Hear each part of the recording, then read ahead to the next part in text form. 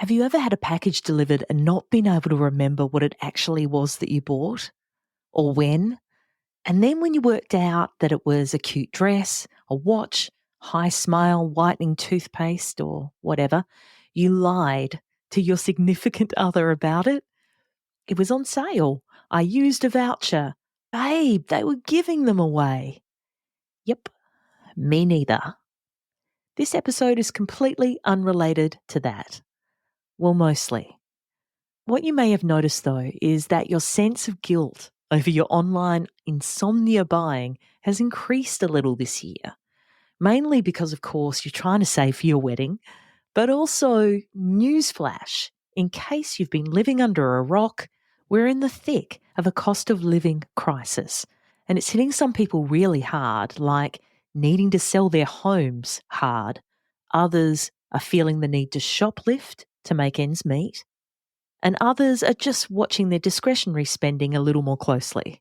Maybe just cutting back on those wrinkle-blasting silicone face masks, right? Although financial advice is not the realm of Unbridely, and I don't want to be a downer, it needs to be said and recognised. A lot of us are going through a tough time right now, trying to make ends meet. Wherever you're at, the first thing I really want to acknowledge is that, strangely, your reality is relative. So if you're truly vulnerable and hurting financially, I am so sorry. And there are links in the show notes for resources that you can access to help you. But also, if you're just not able to afford tickets to Taylor Swift, then that may feel like a sacrifice for you.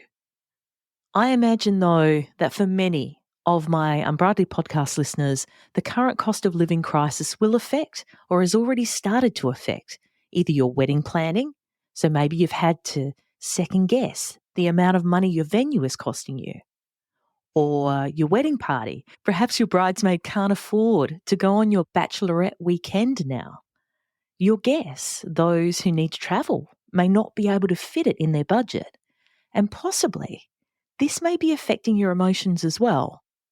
So if you're feeling a bit uneasy, worried, or are really under pressure with your wedding plans right now, I'd like to try to map out a way that you can make some informed decisions and take back control of your special day.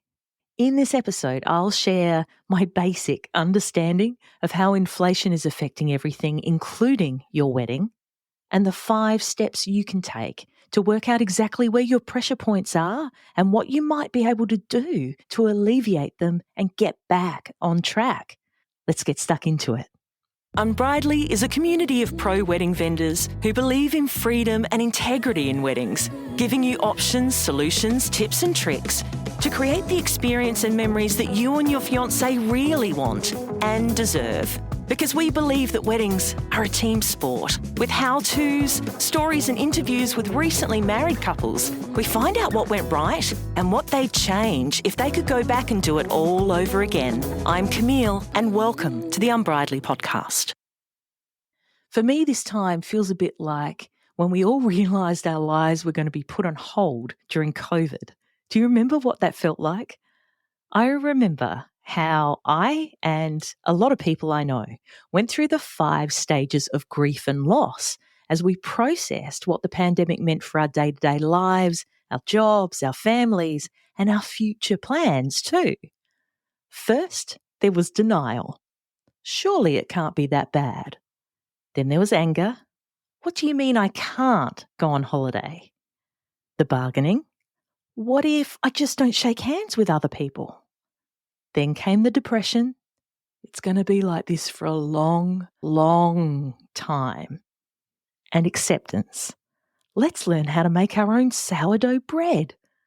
And as the ABC mentions, that's the Australian Broadcasting Corporation for those outside of Australia, and I quote, "The thing about a crisis is that it is, by nature, wild.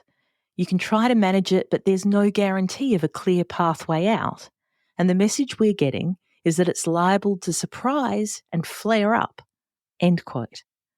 As I've said before, I am no financial advisor, accountant, or money manager person. But in plain English, And in very simple terms, this is what I believe higher rates of inflation means for you.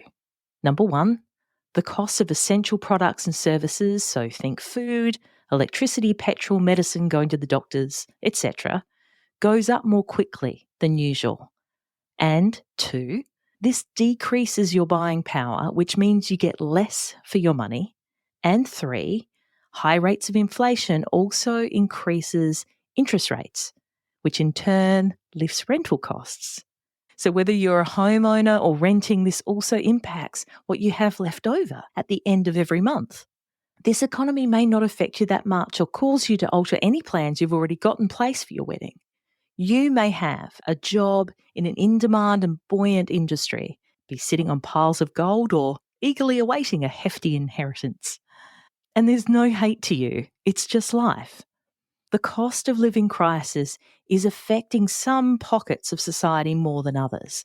And in that ABC article I mentioned earlier, low-income earners and young people seem to be impacted more than boomers, for example.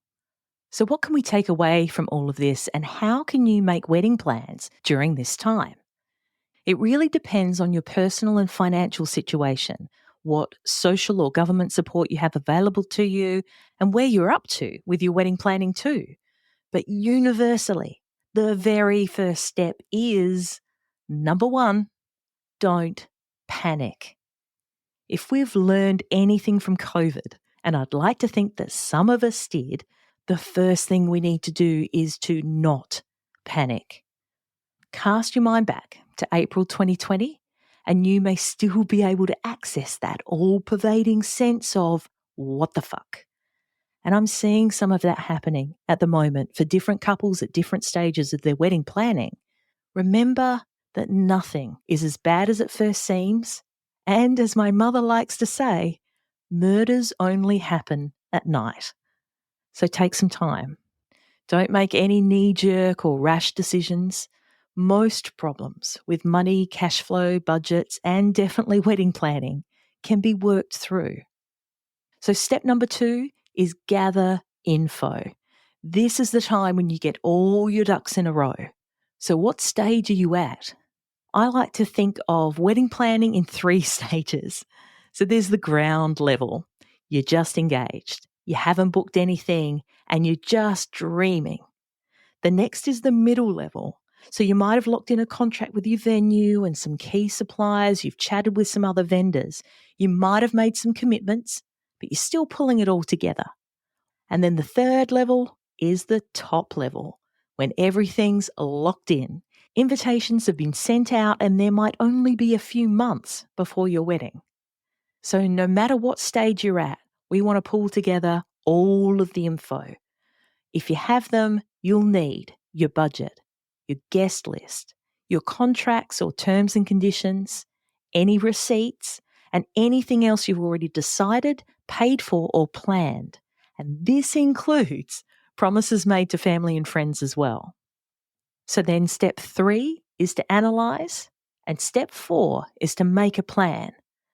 So if you're at ground level, you're going to start with working out with your fiancé what a successful wedding looks like to you. Please go back and listen to episode 22 of the Unbridely podcast, which is called These 3 Important First Steps in Your Wedding Planning Change Everything.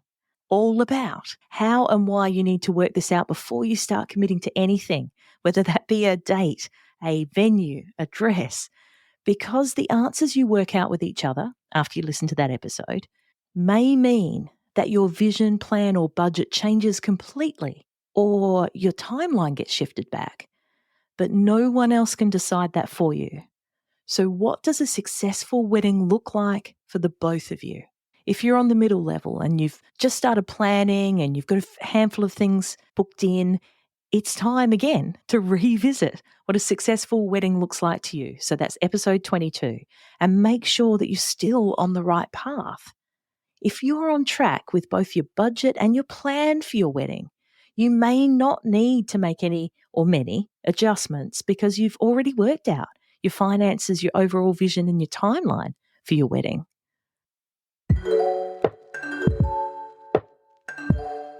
You still haven't written your vows yet, have you? Let me help. In around 20 minutes or so, you can easily write personalised wedding vows unlike anything you've heard before that will make your fiancé feel like the most loved, understood and appreciated person on the planet.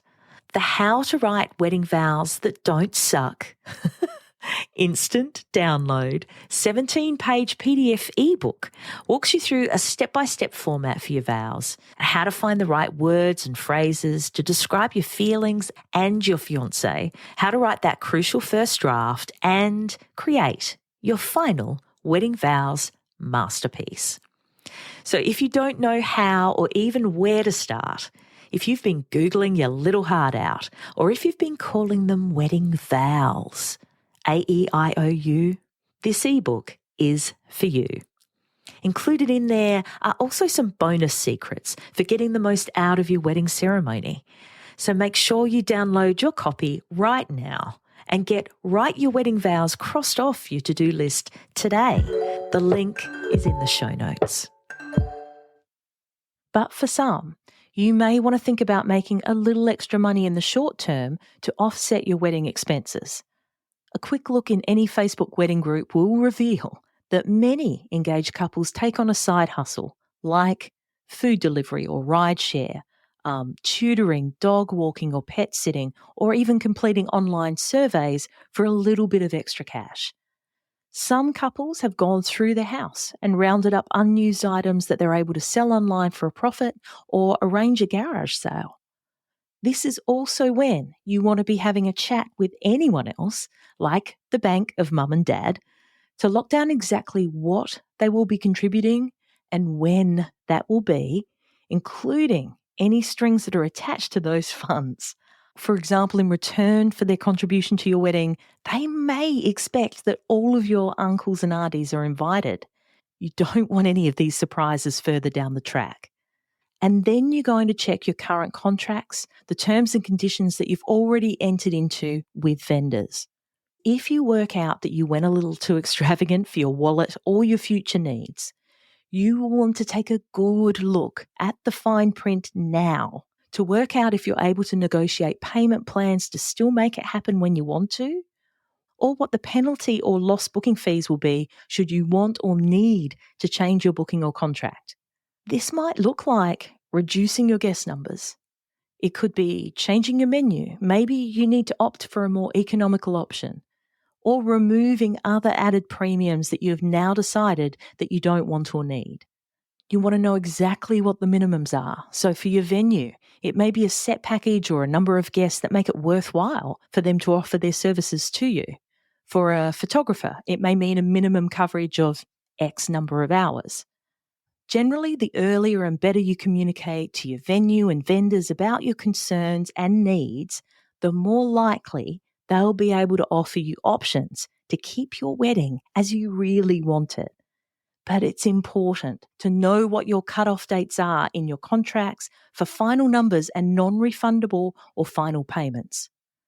Alternatively, if you're not too concerned about the quality, professionalism, or reliability of a particular product or service, DIY may be an option for you. You may have a wildly talented cousin, auntie, or friend who might be able to help you out by offering a low-cost option.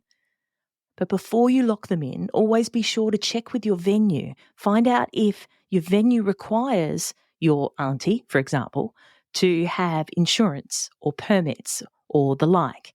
It might not be cheaper once those costs are taken into consideration. Now, if everything's locked in and you are at the top level, your invitations have been sent out and they're only a few months before your wedding, and you're starting to get concerned about how you're going to make the final payments, there are a few things you can do before you completely freak out. Getting crystal clear on your payment amounts, dates, terms and conditions, it's crucial to know your position and the options that are available to you. I can imagine that the dead set last option you're going to want to take is to postpone or cancel your wedding. And no one wants that for you. Unfortunately, there are a small percentage of circumstances where doing exactly that is the most responsible way forward. So if you feel like you may be getting to that point, I would highly recommend sourcing and consulting with a financial counsellor. Financial counsellors can provide informed guidance on managing your debts, improving your financial literacy, and negotiating with creditors if needed. They can help you to develop strategies to alleviate financial stress for your wedding and work towards your long-term financial stability as a married couple as well. Please keep in mind that if you go to your bank for help or advice, there's a good chance that they will encourage you to take on credit debt or a personal loan, and that may or may not be the best option for you. Personally, I'd feel a lot more confident taking the advice of an independent professional. And if you do happen to find yourself tempted by the shiny lure of a line of credit, deferred payments, or a personal loan, there are some very sobering findings in episode 22 of the Unbridely podcast about the downsides of going into debt for your wedding. But it's only for the brave. And remember, it's important to tailor these suggestions to your individual circumstances and seek personalised and professional advice where possible. I'll put some links in the show notes as well. So to recap the 5 steps you want to take to work out what the cost of living crisis means for your wedding. Number 1, don't panic. Number 2, gather your info. Number 3, analyse. Number 4, make a plan. And number 5, if you need, get professional help. Because as you know, the information I discussed was just that, information only. It is not specific advice. So if you take action following something you heard, it is important to make sure you get professional advice about your unique situation before you proceed, whether that be legal, financial, accounting, medical, or other advice. So just to wrap up, in the Los Angeles Times, just a couple of weeks ago, an article called How to Throw a Wedding for Less Than the Cost of an iPhone, the Minimoni Craze, was published and discussed the continuing trend of tiny weddings post-COVID. Whether it's an elopement, micro-wedding, courthouse or registry-style nuptials you're after, where there's a will, there's a way. So the core message on this topic that I want to leave you with is however you choose to get married or celebrate your relationship, whether it be with several hundred people or literally no one else, just the two of you, please think twice before you put your life on hold for the sake of the economy. Tomorrow's not promised to any of us, and often we put imaginary barriers in the way of our own happiness. You can work it out. It might not look exactly how you thought it would, but it would still be an incredible adventure together, and in the end, isn't that all that matters? That about wraps it up for this episode of the Unbridely podcast. For the links and resources we mentioned, please head to the show notes. And if you love the show, please review and subscribe on the podcast platform you're on now so you don't miss out on a single episode. Thanks so much for listening. And remember, weddings are a team sport. Catch you soon.